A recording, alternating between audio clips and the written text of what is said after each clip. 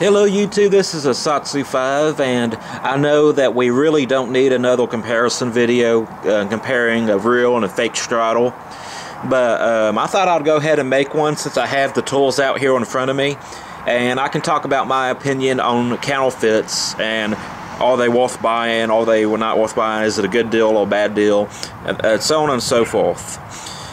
First off, to get started with the review, I want to designate what is the real and fake straddle.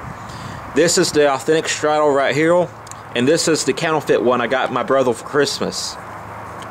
And just to do some basic comparisons, you can tell by looking at it that the G10 is completely different, and I'm not referring to color, but as far as the aggressive texture that's on the authentic straddle, the G10's a lot more aggressive on the authentic straddle than it is on the counterfeit. The counterfeit one's fairly smooth. I would say kind of tenacious-like. Well, this is more aggressive and provides a lot more traction. Now, I want to specify this. This knife right here has not been carried a lot. My brother carried it for 2 or 3 days, and then he had this realization that this knife is a lie, and he just couldn't bring himself to carry it. So he hasn't carried this knife a lot, and he hasn't really used it a lot. Unlike this one right here, where I've used it until I dulled it, resharpened it, and used it some more. But just to show you that you are actually paying for something when you buy the authentic knife and not just cheaping out and buying the counterfeit. This knife has not been used that much, but you can clearly see that it's nearly 100% lockup. Well, what's wrong with 100% lockup? Well, it depends on your point of view. Some people call that a failure of the lock, and they don't want 100%. This knife isn't going to fold on you by any means, but since it is 100% lockup and you don't have a whole lot of purchase on this clip, on this frame right here, it makes it very difficult to open it with close it with one hand. It is possible, but you really have to dig your thumb in there. And sometimes it gets stuck, and you have to either use 2 hands, or you have to use 2 hands, or you have to get like a car key and pry the lock open. I'm trying to do it with one hand, and it's just very difficult. So let's see, there we go. Something also completely different is the blades themselves. This is a very thin hollow grind, and this is not. This blade is actually pretty chunky as far as how the grind is. It's fairly thick compared to some average knives that you see on the market.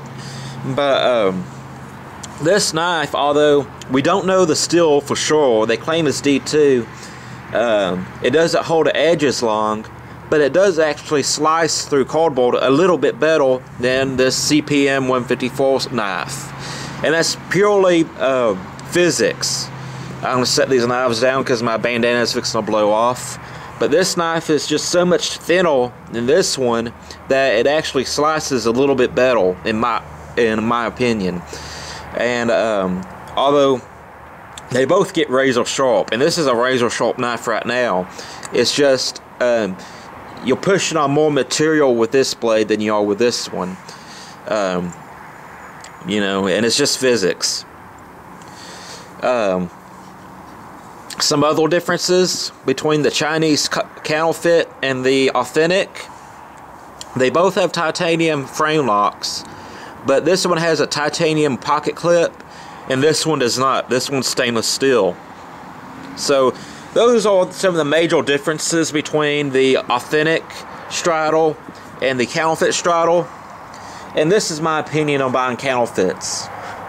Most of the time, 99% of the time, it's better to spend your money on the authentic product. I'm a big believer in you get what you pay for. So if that means spending a little bit extra money, or in this case a lot more extra money, you'll want to see some very different quality changes. The quality in this one and this one are pretty much night and day. This is not a badly constructed knife, I'd say you're getting what you're paying for with this knife, but this one is just so much better. And I should have made a video on this back when I was into fountain pens, which I still like fountain pens. I was looking at the Mont Blanc fountain pen. It's a very expensive pen, about $500–600. I found a counterfeit on eBay for 20 bucks.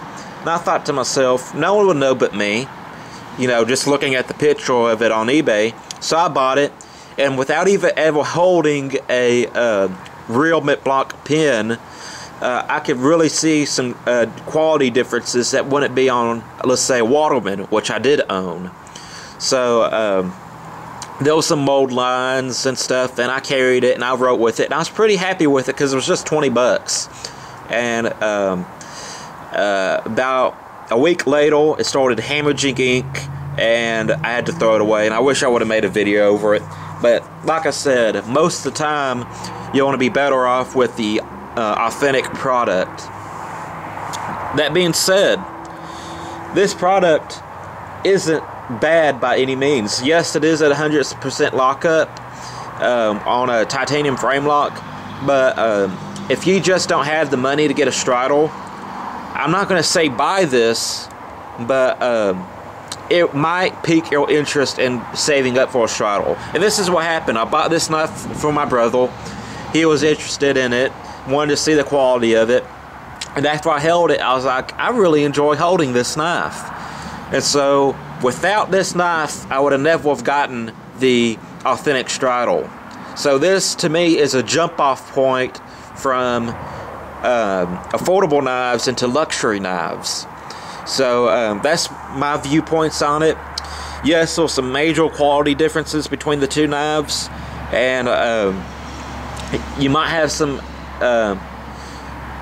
what's it called? You might have some qualms about this being a counterfeit, and you don't want to support counterfeiters. I completely I see that point, but I'm just saying this could be a jumping off point for you, and it's a well-made counterfeit. But I'm a Satsu 5, and this is my comparison video, and here pretty soon I'm going to be filming my review video of this knife. I'm a Satsu 5, and I'm out.